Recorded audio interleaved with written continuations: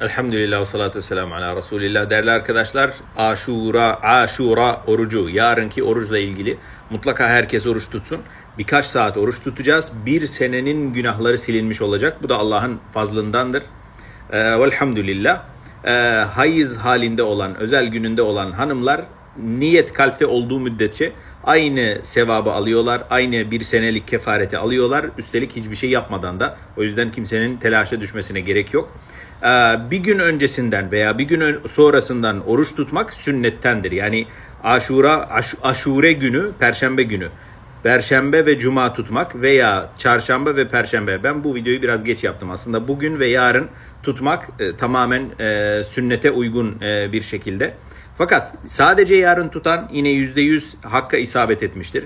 Yarın ve öbür gün oruç tutan yine %100 hakka isabet etmiştir. Elhamdülillah. Videoyu da paylaş, hatırlat çevrene.